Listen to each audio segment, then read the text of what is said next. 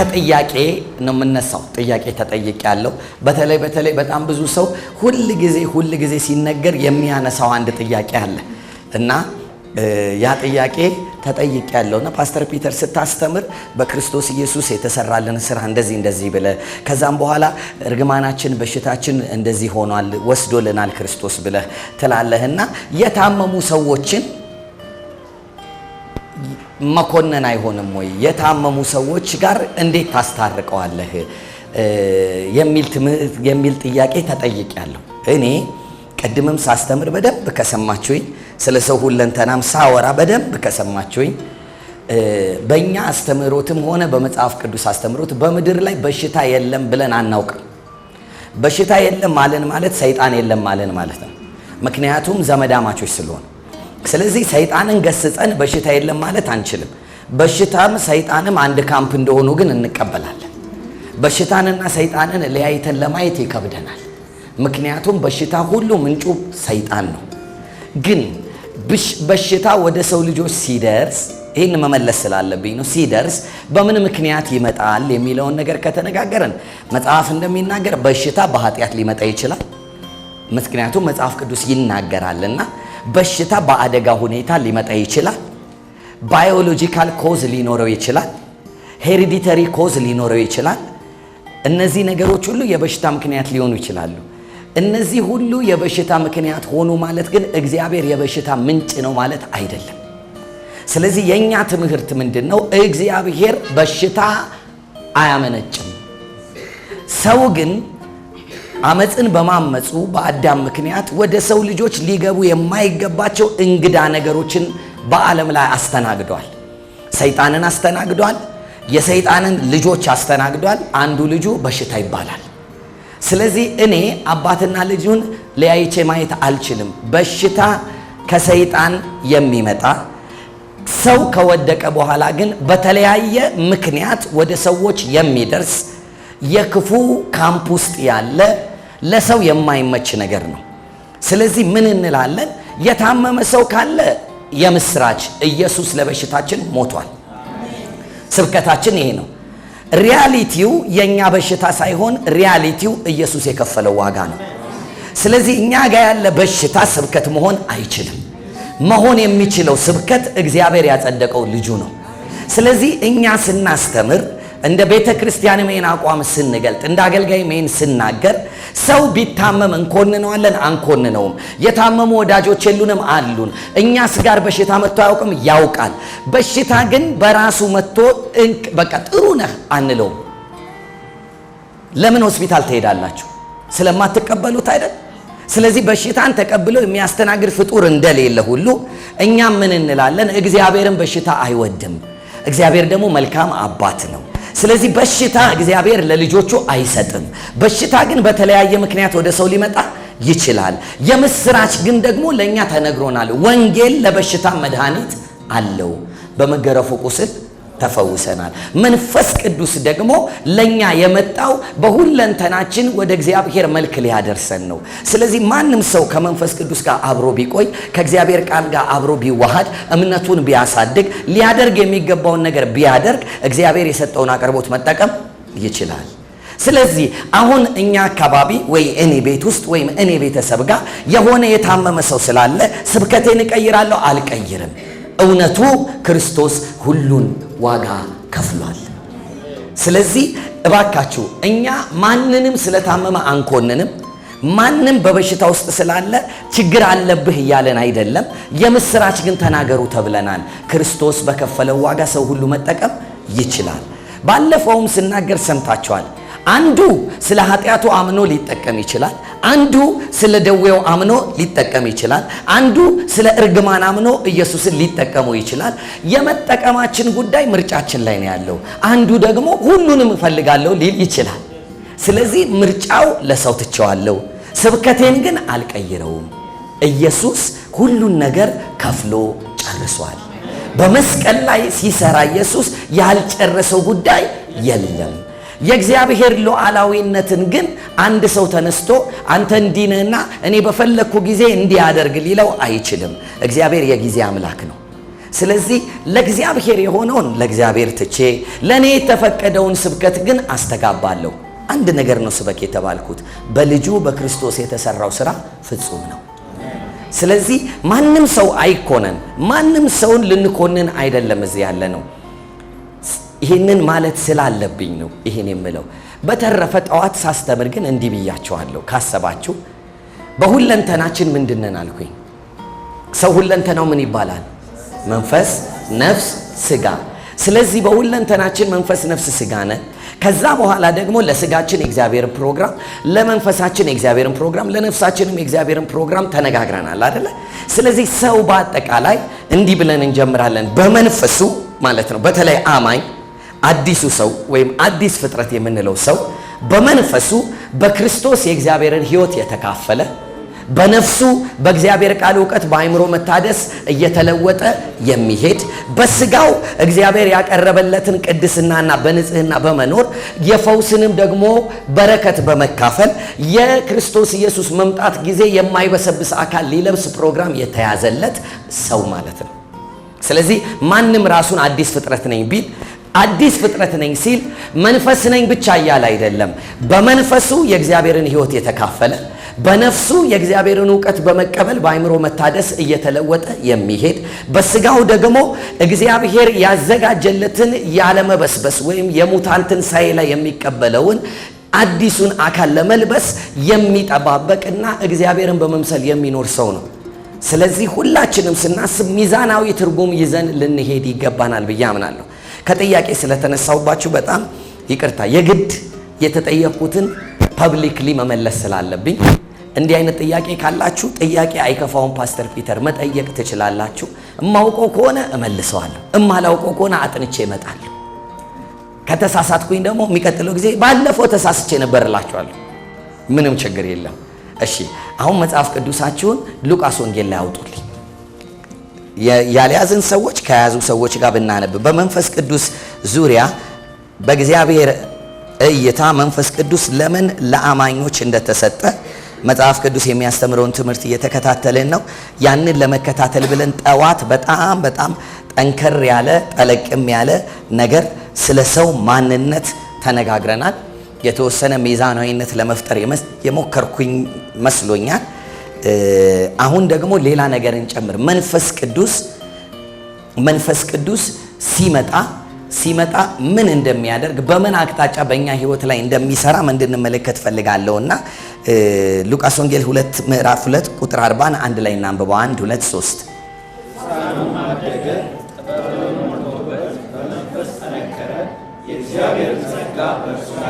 እሺ፣ አሁን አንድ የጮክ ብላችሁ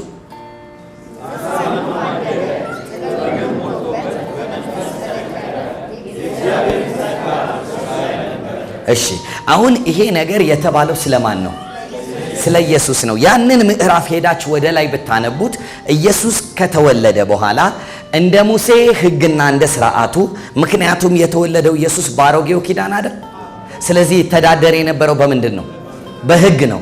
ስለዚህ ሕጉ የሚመለከተው ወንድ ስለነበረ የእናቱን ማህፀን የሚከፍት ወንድ ሁሉ ለጌታ የተቀደሰ ይሁን ተብሎ እንደተጻፈ በመስዋዕት እግዚአብሔር ፊት አቅርበውት ሊቀድሱት ወደ መቅደስ ሄዱና ከዛ በኋላ የሚያቀርቡትን 2 ዋኖስ ወይም ደግሞ 2 ወፎች እንደዚህ ብቻ አቀረቡና ኢየሱስ ክርስቶስን በመቅደስ ሲያመጡት በመንፈስ ተረድቶ አንድ ሰው የእስራኤልን መቤዠትና መዳን የሚጠባበቅ ስምዖን የተባለ ሰው ነበር። በመንፈስም ተረድቶ ወደ መቅደስ ወጣ። በመቅደስም ደግሞ ሕፃኑን ኢየሱስን አገኘው፣ አቀፈውና ወደ እግዚአብሔር እንዲህ ሲል ጸለየ። በሰው ሁሉ ፊት ያዘጋጀውን ማዳን ዓይኖች አይተዋልና አሁን ባሪያህን በሰላም አሰናብተው ብሎ ተናገረ። ከዛ እርሱ ለእስራኤል ክብር፣ ለአሕዛቦች መዳን፣ ለዓለም ብርሃን ይሆናል። በአንቺም ደግሞ በእናቱ ማለት ነው በማርያም በነፍስሽ ሰይፍ ያልፋል፣ ለብዙዎች መውደቅና መነሳት ምክንያት ይሆናል ካለ በኋላ ተናግሮ እሱ ጨርሶ ሲወጣ ሌላ ደግሞ ሐና የምትባል ነብይ ደግሞ ስለ እግዚአብሔር ጉብኝት ስለ እስራኤል ቤዛ ትተነብይ ነበርና እሷም እግዚአብሔርን አከበረች ይላል። ኢየሱስን አይተው አሁን ኢየሱስ ታቅፎ ነው እንዲሆነው ምን ተብሎ ታቅፎ። ስለዚህ አሁን ታቅፎ ኢየሱስ መቅደስ ላይ ሄደ፣ ተጸለየለት፣ ምን ተባለና ሲመለስ ቁጥር 40 ላይ ደረሰ። ቁጥር 40 ምን ይላል? ሕፃኑ ምን ነው? የቱ ሕፃን? መቅደስ ላይ የተባረከው ሕፃን አይደለ? ሕፃኑ ምን ሆነ ይላል? አደገ። ከዛስ ጥበብም ሞልቶበት በመንፈስ ጠነከረ፣ የእግዚአብሔርም ጸጋ በእርሱ ላይ ነበር ይላል። በማ ላይ? አሁን ሕፃኑ አደገ፣ ከዛ ደግሞ ጥበብ ሞላበት፣ ከዛስ በመንፈሱ ጠነከረ፣ ከዛስ የእግዚአብሔርም ጸጋ በእርሱ ላይ። ስለዚህ አሁን ስለ ኢየሱስ መጽሐፍ ቅዱስ ሲያወራ መንፈስ፣ ነፍስ፣ ስጋ አይደለ እንዴ? ሕፃኑ ማለት ምን ማለት ነው? አካሉን ነው። ከዛስ ጥበብን የአእምሮ ነው፣ ጥበብ የነፍስ ነው። ከዛስ መንፈሱ ጠነከረ ይላል አይደለ? ስለዚህ ኢየሱስ ሲያድግ ያደገው በምኑ ነው? አያችሁ፣ በሶስትዮሽ ማንነቱ ነው ያደገው፣ በሁለንተናው ነው ያደገው። እስከ ስንት ዓመቱ ስትሉኝ? እስከ 12 ዓመቱ ነው ይሄ ጥቅስ የተባለው። ለምን መሰላችሁ? ሕፃኑ አደገ አይደል የሚለው? ጥበብ ሞልቶበት በመንፈስ ጠነከረ፣ እግዚአብሔርም ጸጋ ከእርሱ ጋር ነበር ይልና የሚቀጥለውን ቁጥር አንብቡት። ምን ይላል? ወላጆቹም በየዓመቱ በፋሲካ በዓል ወደ ኢየሩሳሌም ይወጡ ነበር። እሺ፣ ስለዚህ 12 ዓመት አይደል የሚለው? ስለዚህ እስከ 12 ዓመቱ በየዓመቱ ምን ያደርጉ ነበር? ይሄዱ ነበረ። ሕፃኑ አደገ፣ ጥበብም ሞልቶበት በመንፈስ ጠነከረ የተባለው እስከ 12 ዓመቱ ድረስ ያለውን ዘመን ነው። ከዛ በ12 ዓመቱ ደግሞ ሄደ፣ አብሯቸው በመቅደስ ሄደ። እስቲ እናንብበው ቀጥለን። እንደ በዓሉም ሥርዓት ወደ ኢየሩሳሌም ወጡ።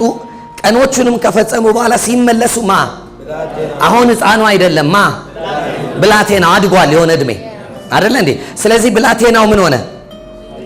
ኢየሱስ በኢየሩሳሌም ቀርቶ። አንድ ጥያቄ ልጠይቃችሁ። 12 ዓመት ሙሉ ኢየሱስ በየዓመቱ የት ይሄዳል? ፋሲካ ይሄዳል። ምን ሊያደርግ? በዓል ሊያከብር፣ ወርሺፕ ሊያደርግ አይደለ? ስለዚህ መንፈሳዊ አትሞስፌር ላይ ነው ኢየሱስ ያደገው። ኢየሱስ በተአምር አይደለም የሆነ ነገር የገባበት። ኢየሱስ በመማር ነው ያደገው። አግኝታችሁኛል? ስለዚህ ይኸውላችሁ አሁን የማስተምረውን ትምህርት በደንብ ስሙ። ኢየሱስ ሞዴላችን ከሆነ እሱ እንኳን በመማር ከሆነ በመንፈሳዊ ሕይወት ያደገው፣ እኛም ካልተማርን አናድግም። ከኔ ጋር ናችሁ? ስለዚህ ኢየሱስ በየዓመቱ ቤተሰብ ወዴት ይወስደዋል? ምን ማለት ነው? በየዓመቱ መንፈሳዊ አትሞስፌር ውስጥ ነው ኢየሱስ እየሄደ ሁል ጊዜ የፋሲካን በዓል የተለያዩ በዓላትን እያስተማሩት ነው ያደገው። እሺ፣ ከዛ ብላቴናው ኢየሱስ አብሯቸው ሄደ። በስንት ዓመቱ?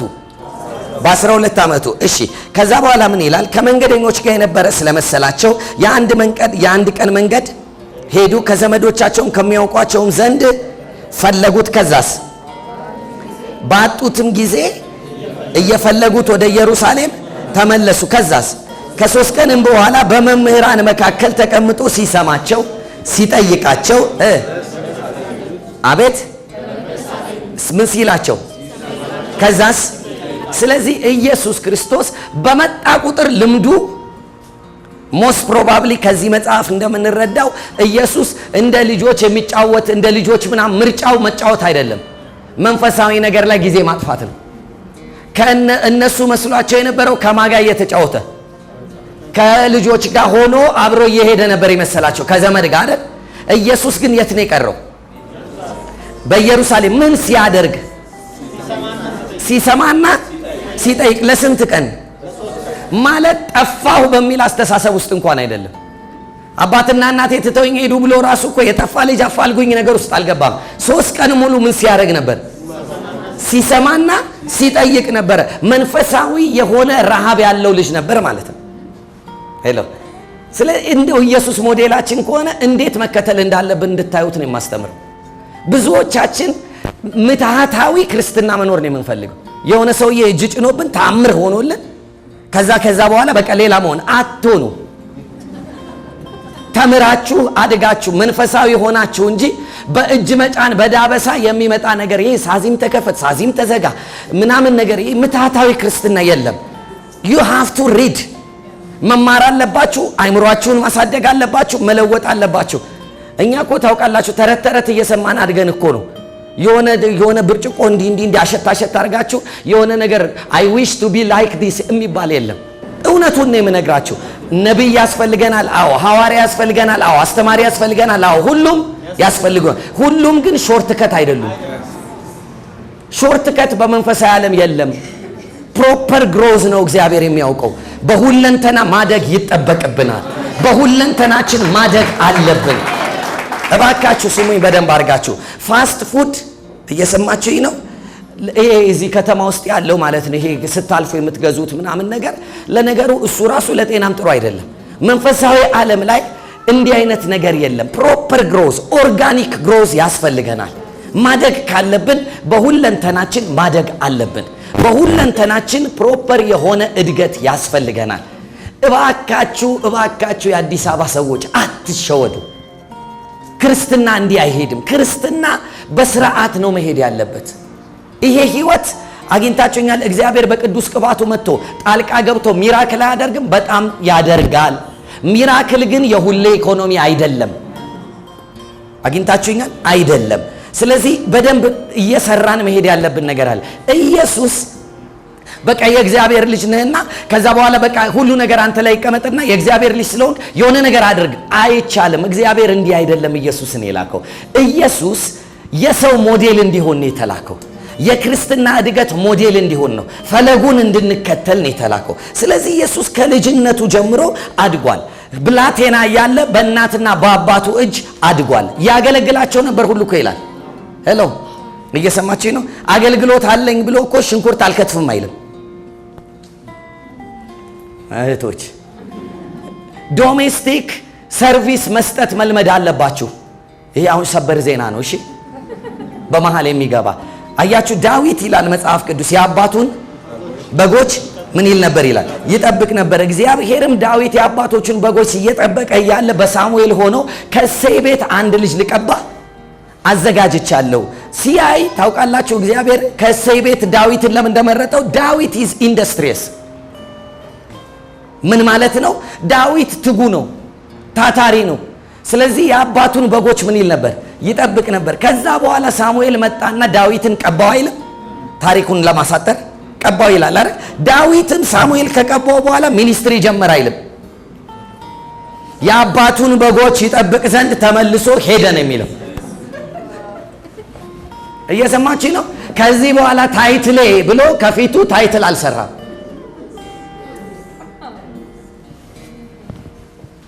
የሚያምን ቢሆን እውነት እናገራለሁ።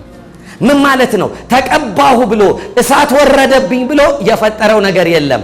ፕሮፐር የሆነ እድገት ማደግ መልመድ አለብን።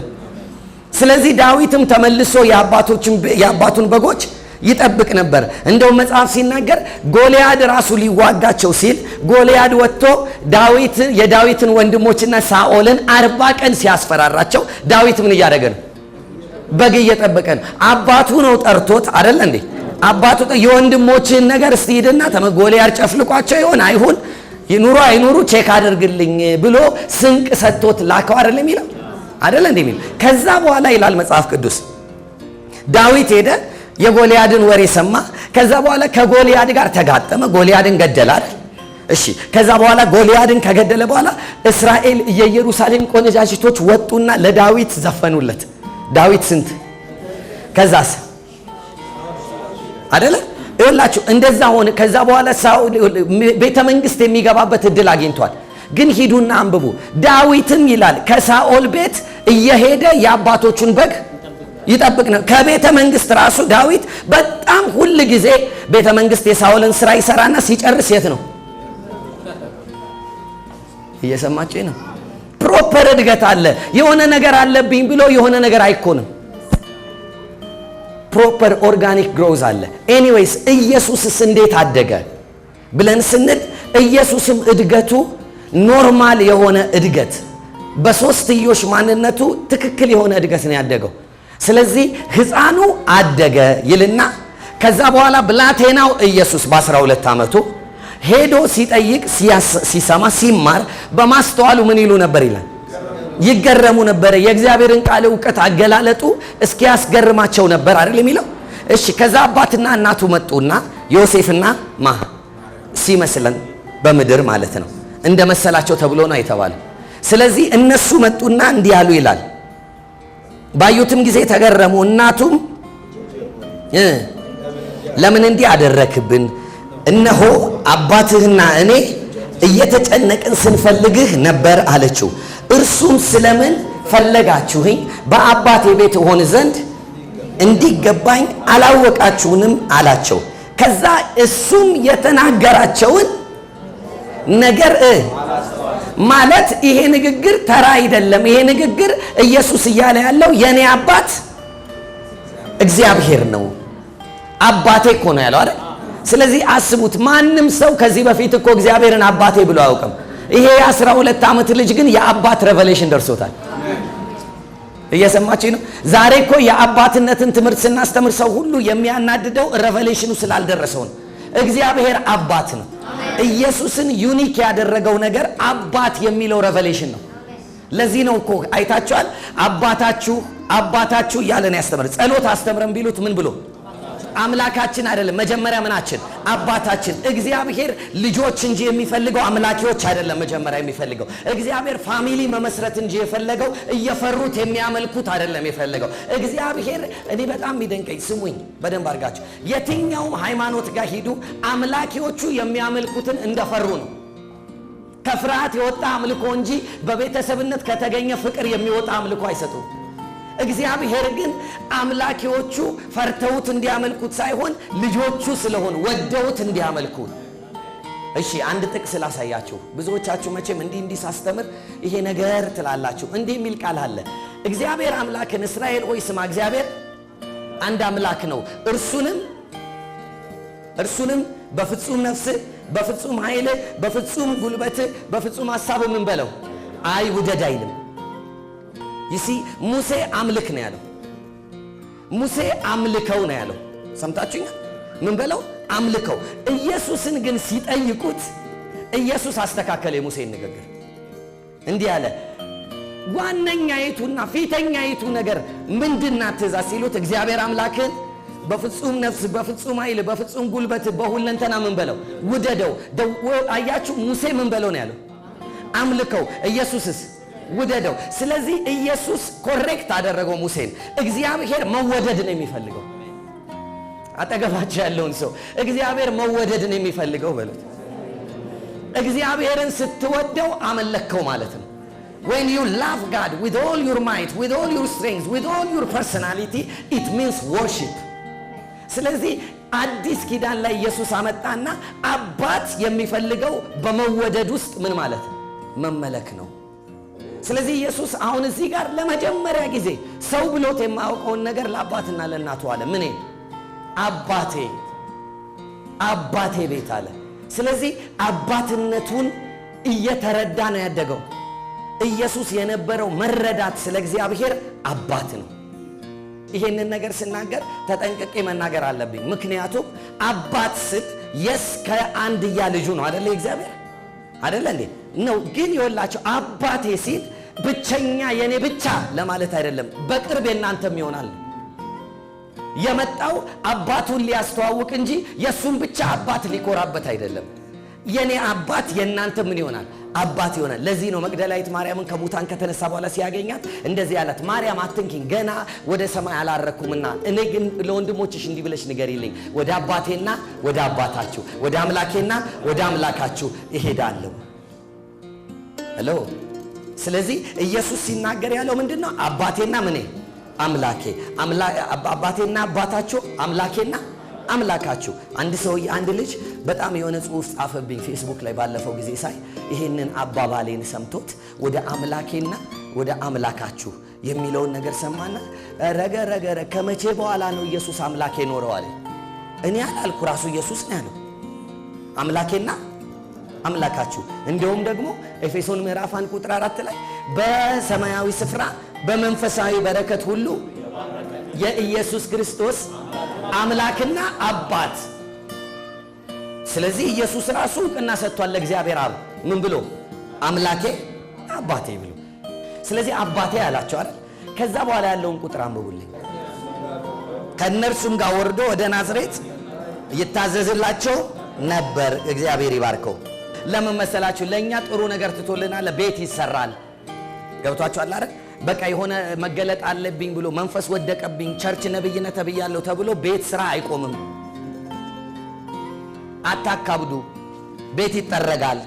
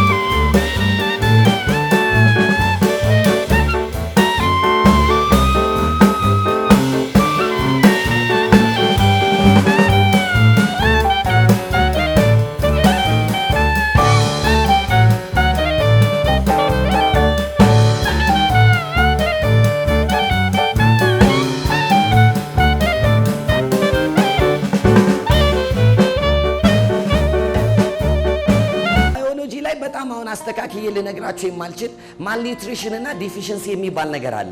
ከምግብ አለመመጣጠን የተነሳ የሚመጡ ህመሞች እና እኔ ሁሌ ትዝ የሚለኝ ኳሻኮር ነው። ምን እንደሆነ አላውቀውም ግን ነው እና አስተማሪ ሆናችሁ እርዱኝ። እና ብቻ ካለመመጣጠን የተነሳ የሚመጣ ነገር አለ አይደል? እና በአንድ ይኸውላችሁ ባላንስድ ዳይት ባለማግኘት የሚፈጠሩ ነገሮች የሉ። ስለዚህ ባላንስድ የሆነ ህይወት ባለማግኘትም የሚፈጠሩ ችግሮች አሉ በሰው ህይወት። በመንፈስ በነፍስ በስጋ ባላንስድ መሆን አለብን። ክርስትና ማለት አንዱን ይዞ በአንዱ ትልቅ ጡንቻ አውጥቶ በሌላው ልፍስፍስ መሆን አይደለም። በሁለንተናችን የተስተካከለ ህይወት እንድንኖር እግዚአብሔር ይፈልጋል። ይሄ የእግዚአብሔር ፈቃድ ነው እና በሁለንተናችን ላይ ልንሰራ ይገባናል። በመንፈሳችንም በነፍሳችንም በስጋችንም። በቃ እኔ ጌታ ሁሉን ነገር በመንፈሱ ይገልጥልኛልና ምን መማር ምናምን ነገር መማርማ በጣም ድንቅ ነገር ነው። ተማሩ፣ ትምህርት ቤት ግቡ፣ ዕውቀትን ሰብስቡ። ጥሩ ዕውቀት መማር የነፍስ ከፍታ ልቀት ያስፈልጋቸዋል። እኔ አሁን እዚህ ጋር የምናገረውን ነገር የምናገረው መንፈስ ብቻ ገልጦልኝ ነው እንዴ? አይደለም። እውነት ልንገራችሁ መጽሐፍ ስለማነብ ነው። ሸውጄ የራሴ አላስመስልም። ብዙ ዕውቀት ከመጽሐፍ ነው የማገኘው። ስለዚህ መጽሐፍ ማንበብ ይጠበቅባቸዋል። አንድ ሰው ሲናገር እንደዚህ አለ፣ በህይወትህ የሀገርም የህዝብም የማህበርም መሪ መሆን ከፈለክ ቢያንስ በላይፍ ታይምህ 250 መጽሐፍ ማንበብ አለብህ። በህይወትህ ማለት ነው። በላይፍ ታይምህ እየሰማችሁ ዝም ብሎ ዱብ ብሎ ሰው መሪ አይሆንም። በምትሃት መሪ የሆነ የለም፣ በእውቀት ነው መሪ የሆነ። እና አሁንም ልንገራችሁ አይደለ፣ በቤተ ክርስቲያን ውስጥ ሚዛኑን የጠበቀ ትውልድ መነሳት አለበት። በመንፈሱም በነፍሱም በሰውነቱም እኩል ለማደግ እግዚአብሔር ወደሚፈልገው ነገር ለመድረስ መትጋት አለበት ሰው ሁሉ። እሺ ኢየሱስ ሞዴሌ ነው ብያለሁ። ኢየሱስ ሞዴላችን ነው ብላችሁኛል። ኢየሱስ እንግዲህ ያደገው በስንቱ ነው? በሁለንተናው ነው። ስለዚህ ኢየሱስን እርግጠኛ ሆኖ መጽሐፍ ያነብ ነበር። ምክንያቱም ሰይጣን መጥቶ እሱ ጋር ሲነጋገር ተብሎ ተጽፏል። አንብቦ ነው ይጠይቅ ነበር። ስለዚህ ኢየሱስ ከትልልቅ ሰዎች መካከል ቁጭ ብሎ በመማር ያምን ነበር። ስለዚህ ከሚበልጡት ሰዎች ጋር ሲመጣ እኔ እኮ የእግዚአብሔር ልጅ ነኝ ብሎ እንዲህ አይልም፣ ይማራል። ቲቸብል ስፒሪት ነበረው ኢየሱስ፣ ተማሪ ነበረ እና ኢየሱስ ክርስቶስ ከእያንዳንዱ ነገር ይማራል። በእኔ አባባል እንግዲህ ከ12 ዓመት እስከ 30 ዓመቱ በጥበብም በእውቀትም እያደገ ሲሄድ ሰፈር ውስጥ ሲሄድ አበባውን ያየዋል እና አበባ ይግር በጣም ነው የሚደንቀው፣ ቢጫ አበባ ወጣ ምናምን ነገር ብሎ ከሁለት ቀን በኋላ ሲመጣ አበባው መጠውለግ ጀመረ። ተወለገ። ኦኬ እሺ። ከዛ አሰበና የሚገርም እኮ ነው ይሄ አበባ አለፋ አልደከመ፣ ግን ሰለሞን እንኳን እኮ በክብሩ እንደሱ አላጌጠም።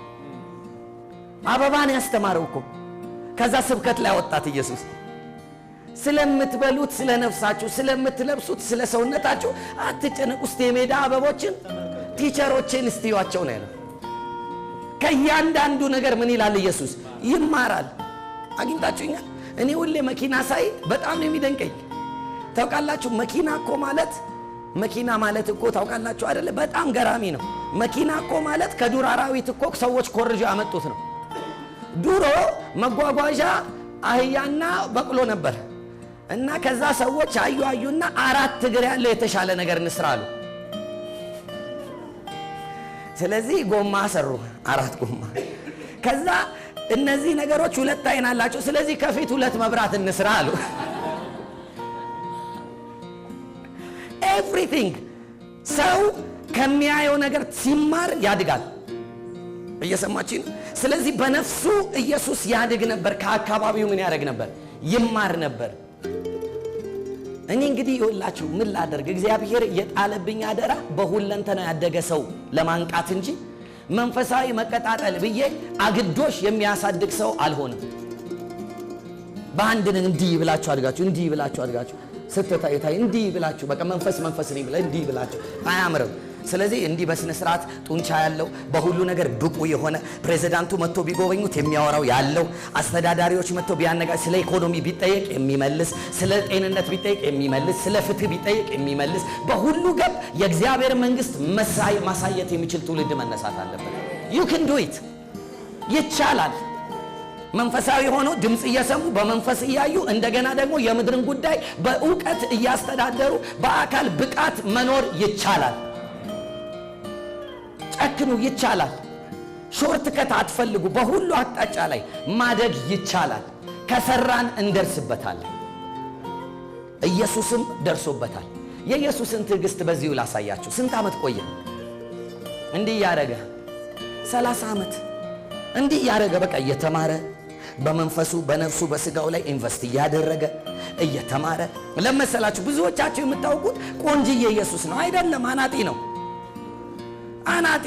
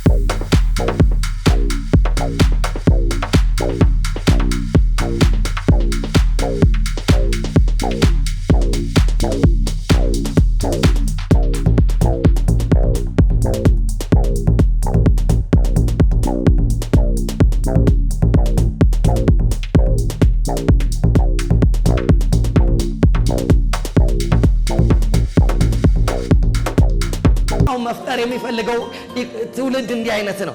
አካብደን አይደለም መኖር ያለብን፣ እግረ መንገድ ነው። እሺ መጽሐፍ ቅዱስ አንድ ቦታ እንደዚህ ይላል፣ የጴጥሮስም አማት በንዳድ ታማ ነበረ። በመሸም ጊዜ ወደ ጴጥሮስ ቤት ገባ። እርግጠኛ ነኝ የገባው እሷን ሊፈውስ አይደለም፣ ምግብ ሊበላ ነው።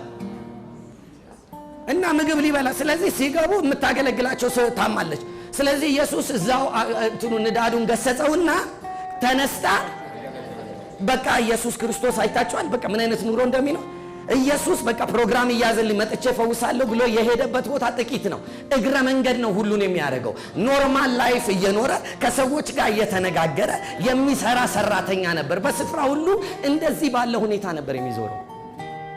እንዴት ስሉት። ስለዚህ አሁን ቆይ ጥያቄ የ21ኛው ክፍለ ዘመን ጴንጤ ከኢየሱስ በልጦ ነው? ሞዴሉ ኢየሱስ ነው መሆን ያለበት። ኑሯችን እንደ ኢየሱስ ነው መሆን ያለበት። we need to become so simple easy እንሁን፣ ሲምፕል እንሁን።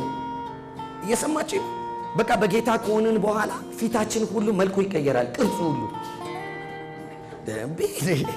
በቃ እኔ ቤት ውስጥ ስገባ ራሱ አባዬ እንደምን ተናነ ናት ሰላም በእግዚአብሔር ፊት የመሆንበት ሰዓት የደረሰ ይመስለኛል። ወይ እንዲህ አይነት አረባካችሁ ሲምፕል ነው። ኖ ኖ ኖ ኖ ኖ ኖ እንስተካከል።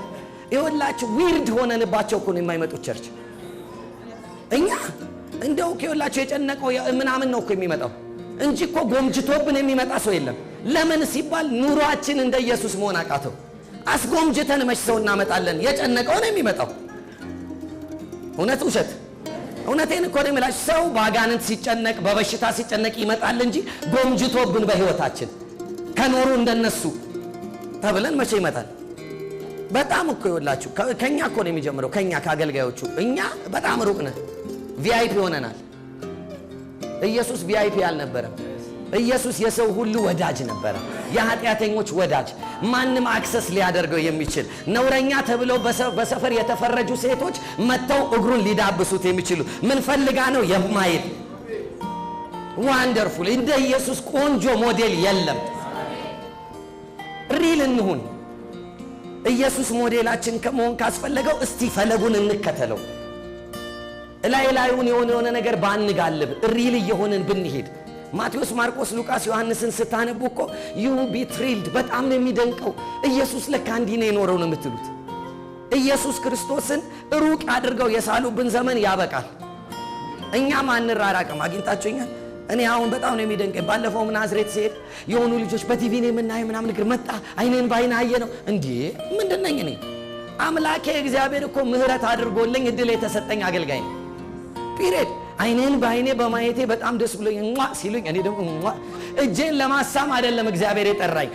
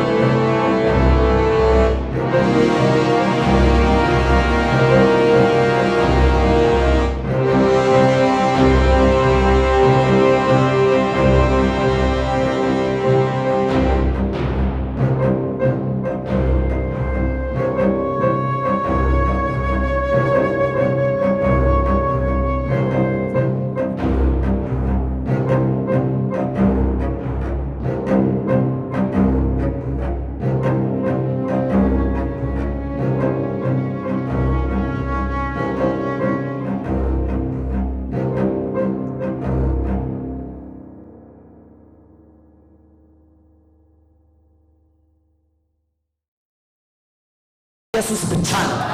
እኛ ምንድነን ቢባል ሰራተኞች እና ኢየሱስ ያደረገ በቃ ያገለግላቸው ነበር፣ ያገለግል ነበር። ከዛ ይላል መጽሐፍ ቅዱስ ኢየሱስም አይደለም ይለው በጥበብ በቁመት በሞገስ በሰውና በእግዚአብሔር ፊት አደገ። በጌታ ፊት ብቻ ነው፣ በአባቱ ፊት አይደለም፣ በሰውም ፊት በኮሚኒቲው በማህበረሰቡም ፊት ኢየሱስ ሞገስ ነበረው።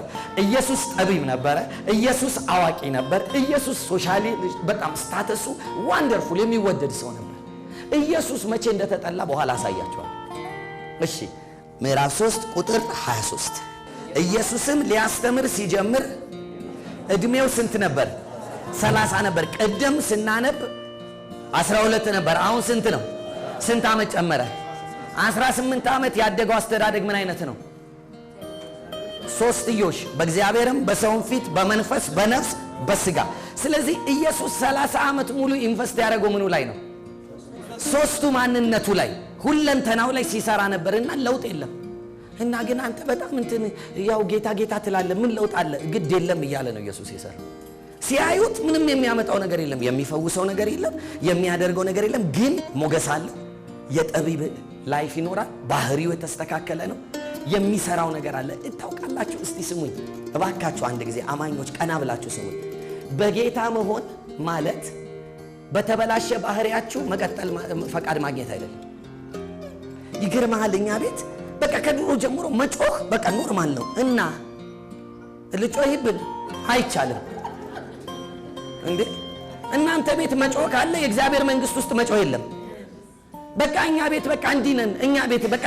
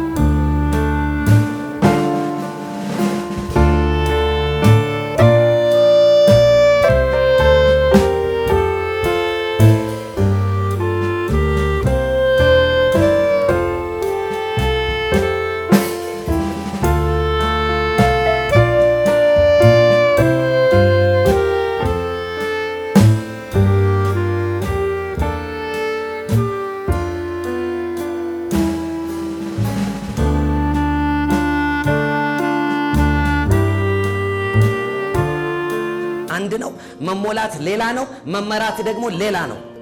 አግኝታችሁኛል? ስለዚህ ልንቀበለው ይገባናል። ጌታን ስንቀበል መንፈስ ቅዱስ ውስጥ አለ፣ እኛ ውስጥ አለ። ስለዚህ ምን መሆን አለብን? ዕለት ዕለት መሞላት አለብን። ከዛስ በኋላ መመራት አለብን። ተግባባን? ኢየሱስ ሞዴላችን አለ፣ እሱም እንዲሆናል። እሺ፣ ከዛ በመንፈስ ተመርቶ ወደ ምድረ በዳ ሄደ። 40 ቀንም ከጾመና ከጸለየ በኋላ ተራበ፣ ፈታኝም ቀረበ አይደለ? በእነዚያም ቀኖች ምንም አልበላም። ከተጨረሰም በኋላ ተራበ። ዲያብሎስም ምን አለው? አቤት፣ የእግዚአብሔር ልጅ ከሆንክ ይህንን ድንጋይ እንጀራ ይሁን ብለህ እዘዝ አይደለ ያለ? ጥያቄ እኮ ነው። ምን ብለህ እዘዝ? እንጀራ ይሁን ብለህ እዘዝ። ምኑን? ድንጋዩን። ኢየሱስ ቢያዝ አይሆንለትም? ይሆንለታል። ስሙ፣ ስለማይሆንለት አይደለም። ኢየሱስ ግን ለኛ ሞዴል ሆኖ ነው የኖረው። ተግባብተናል? ስለዚህ ሲጠይቀው ኢየሱስ ምን ብሎ መለሰ? ሰው በእንጀራ ብቻ እንዳይኖር እንዲህ ተብሎ ተጽፏል። አሁን ተመልከቱ፣ የተጻፈ ነገር አይደል አምጥቶ እና ኢየሱስ ያነብ ነበር ማለት ነው አይደለ እንዴ? ኢየሱስ እንደውም ሜሞራይዝም ያደርግ ነበር፣ በቃሉ ሚይዝ ነበረ መጽሐፍ ቅዱስ። እንዲህ ተብሎ ተጽፏል ማለት የቻለው እኮ ምን ስላለው ነው። ቸርች ተካፋይ አይደለም ኢየሱስ፣ መጽሐፍ ቅዱስ አንባቢ ነው።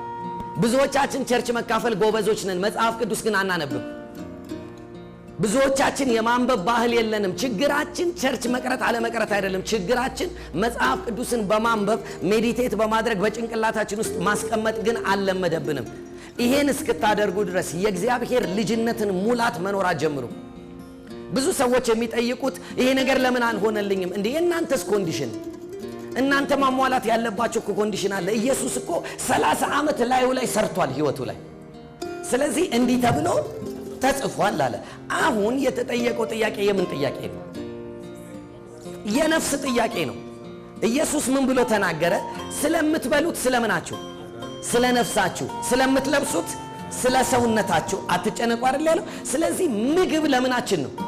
ለነፍሳችን ነው። ለዚህ ነው እኮ ሙሴም ሲናገር ሰው ከእግዚአብሔር አፍ በሚወጣ ቃል ሁሉ እንጂ በእንጀራ ብቻ እንዳይኖር 40 ዓመት መናን አበላህ ብሎ ነው የተጠቀመው። ስለዚህ ምን ማለት ነው? ነፍሳችን ምግብ ካለን የምትቆየው። ለምን? የሰው ነፍስ ያለው ምን ውስጥ ነው? ከደም ጋር የተገናኘ ነው። ምግብ ሲያልቅ ምንድን ነው የሚሆነው? የመጨረሻ ፕሮሰሱ ደም ነው የሚሆነው። ደማችሁ ብሬን ውስጥ ገብቶ ደማችሁ ሰውነታችሁ ውስጥ መሄድ ሲችል አይደለ እንዴ እናንተ ማሰብ የምትጀምሩ? እሺ፣ ያልበላችሁ ቀን ታውቃላችሁ ማሰብ እንደሚከብድ። ለምን? አያችሁ፣ ምግብ ሄዶ ምናችሁን የሚረዳው አይምሯችሁን፣ ብሬናችሁን፣ ነፍሳችሁ የምትጠቀምበትን ነገር ነው የሚረዳው። ስለዚህ አሁን ኢየሱስን የጠየቀው ጥያቄ የምን ጥያቄ ነው?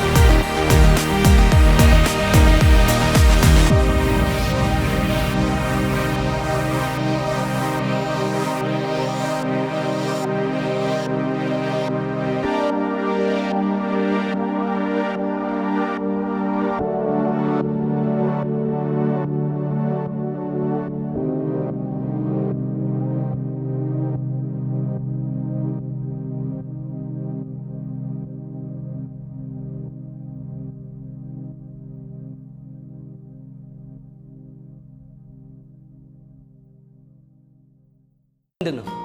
በሁለንተና ማንነቱ ሊጥለው ነው። እሺ እነንትናን የፈተናቸውን ፈተና ታውቁታላችሁ።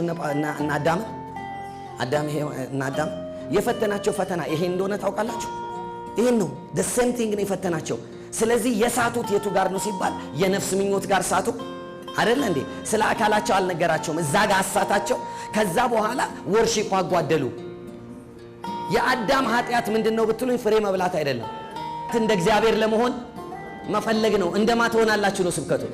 ስለዚህ እንደማን ነው ያለው? እንደ እግዚአብሔር። በሌላ አነጋገር የምናመልከው በላያችን ላይ አንፈልግም።